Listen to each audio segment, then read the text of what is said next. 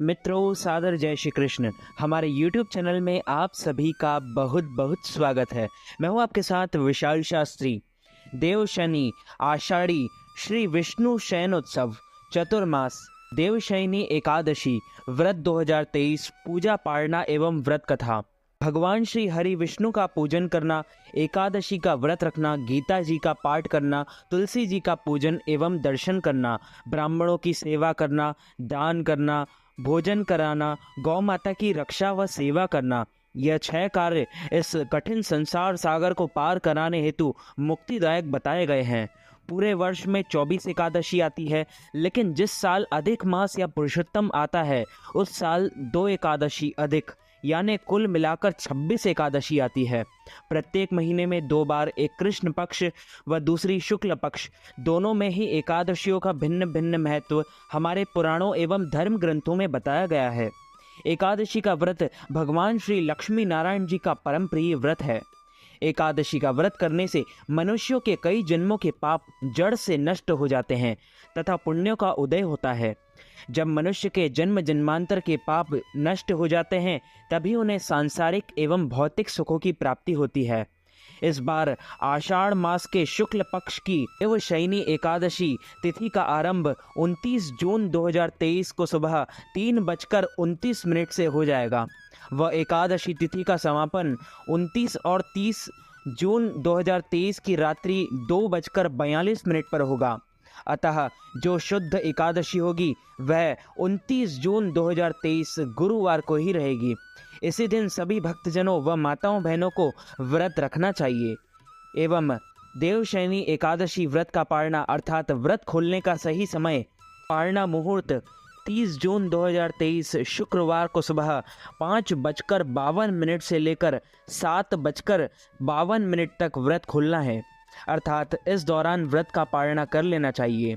अगले दिन यदि कोई और व्रत करना है जैसे प्रदोष, मंगलवार, ऐसे में फल, जल या फलाहारी वस्तु से आप व्रत का पारणा जरूर कर सकते हैं। जो भक्त एकादशी का व्रत करते हैं उनको दशमी से लेकर द्वादशी तक कुछ महत्वपूर्ण नियमों का पालन करना चाहिए।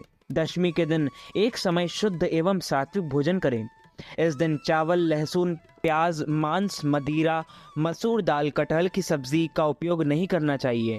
दशमी के दिन पराय अन्न अर्थात दूसरे के घर का भोजन नहीं करना चाहिए। शहद नहीं खाना चाहिए। ब्रह्मचर्य व्रत का पालन करते रहना चाहिए। एकादशी के दिन सुबह जल्दी उठकर स्नान करके पूजा अर्चना करें। एकादशी व्रत का संकल्प धारण करें। उसके बाद सूर्य भगवान को अर्घ दें, माता पिता को प्रणाम करें, तुलसी जी का पूजन करें, गौ माता का पूजन करें। इसी दिन अन्न नहीं खाना चाहिए, केवल फलाहार करें। सर्वोत्तम फलाहार गाय का दूध व फल होते हैं। इस दिन आप झूठ ना बोलें, क्रोध न करें, लड़ाई झगड़ा एवं वाद विवाद बिल्कुल न करें। ब्रह्मचर्य व्रत का पालन करना चाहिए। दाढ़ी कटिंग व शेविंग ना करें। किसी का भी आप अपमान या अनादर ना करें। दिन में ना सोए, रात्रि जागरण करें। पूजन पाठ करके ब्राह्मण के मुख से ही एकादशी व्रत कथा का श्रवण करें। कथा सुनने के बाद उन्हें दक्षिणा भी प्रदान करें एवं शुभ मुहूर्त में एकादशी के अगले दिन ही व्रत का पारणा करें। इस बार देवशयनी एकादशी 29 जून 2023 गुरुवार को। बोलो श्री लक्ष्मी नारायण भगवान की जय।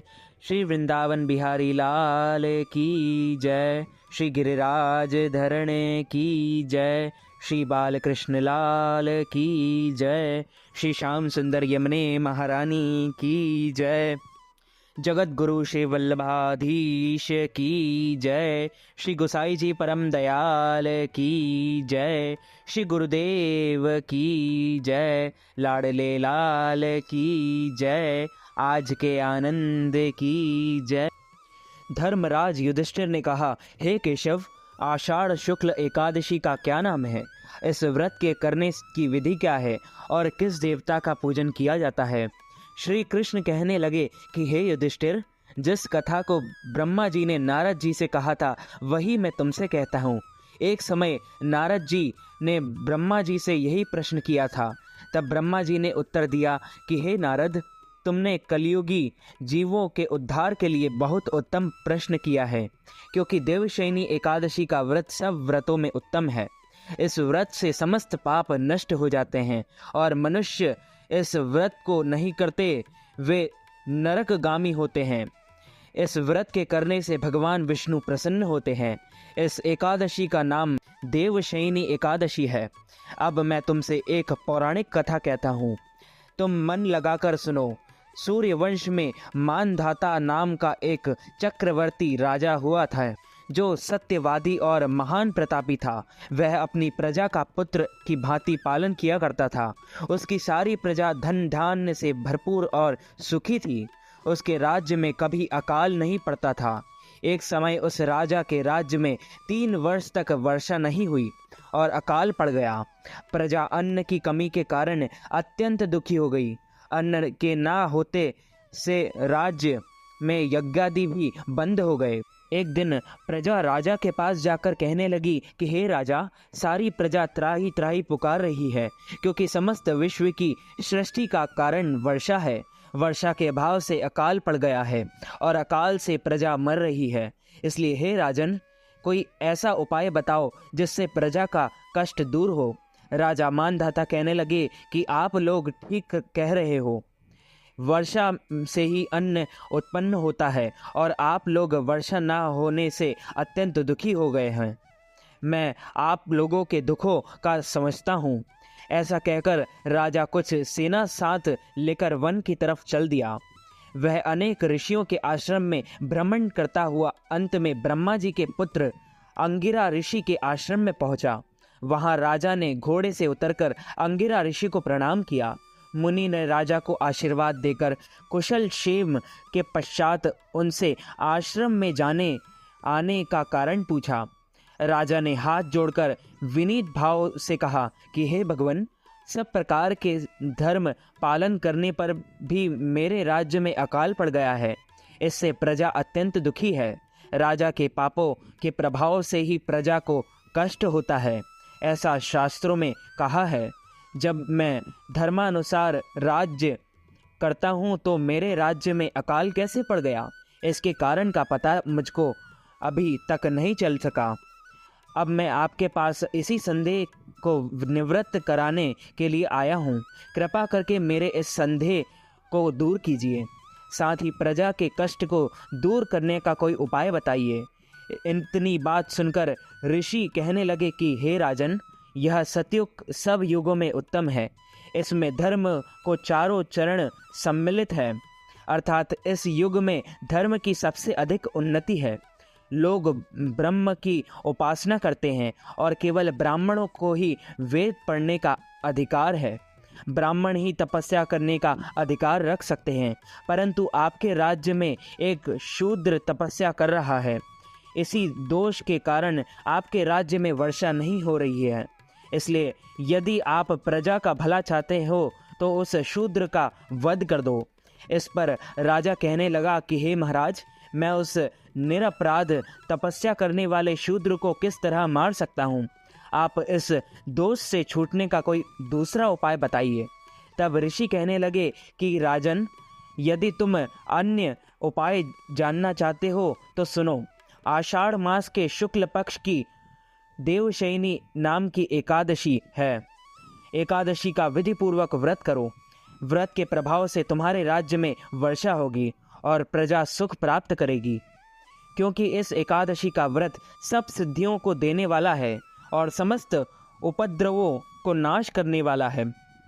इस एकादशी का व्रत तुम प्रजा, सेवक तथा मंत्रियों सहित करो। मुनि के इस वचन को सुनकर राजा अपने नगर को वापस आया और उसने विधि पूर्वक देवशयनी एकादशी का व्रत किया। उस व्रत के प्रभाव से वर्षा हुई और प्रजा को सुख पहुंचा। अतः इस मास की एकादशी का व्रत सब मनुष्यों को करना चाहिए। यह व्रत इस लोक में भोग और परलोक से मुक्ति को देने वाला है। इस कथा को पढ़ने और सुनने से मनुष्य के समस्त पाप नाश हो जाते हैं। अच्युतम केशवम राम नारायणम कृष्ण दामोदरम वासुदेवम हरि श्रीधरं माधवं गोपिकावल्लभं श्री जानकी नायकं श्रीरामचन्द्रं भजे। जानकी मनोहरं सर्वलोकनायकं श्री शङ्करादिसेवितं पुण्यनाम कीर्तनं श्री राम राम राम राम राम नामतायकं। रामकृष्ण वासुदेव भक्ति मुक्तिदायकं, रामकृष्ण वासुदेव भक्ति मुक्तिदायकं। बोलो श्री लक्ष्मी नारायण भगवान की जय, श्री वृंदावन बिहारी लाल की जय, श्री गिरिराज धरण की जय, श्री बालकृष्ण लाल की जय, श्री श्याम सुंदर यमुने महारानी की जय, जगत गुरु श्री वल्लभाधीश की जय, श्री गोसाई जी परम दयाल की जय, श्री गुरुदेव की जय, श्री लाडले लाल की जय, आज के आनंद की जय। मित्रों, हमारे इस ज्ञानवर्धक वीडियो को अधिक से अधिक लोगों तक शेयर कीजिएगा, लाइक कीजिएगा, कमेंट कीजिएगा, और यदि अभी तक आपने हमारे और आपके YouTube चैनल को सब्सक्राइब नहीं किया है तो सब्सक्राइब ज़रूर कर लीजिएगा। और यदि आपका कोई एकादशी से संबंधित कोई भी प्रश्न हो तो आप हमें इंस्टाग्राम पर आचार्य विशाल जी के नाम से हमारी आईडी है, उस पर मैसेज करके आप हमें अपना प्रश्न भेज सकते हैं। आप सभी को सादर जय श्री कृष्ण, सादर धन्यवाद।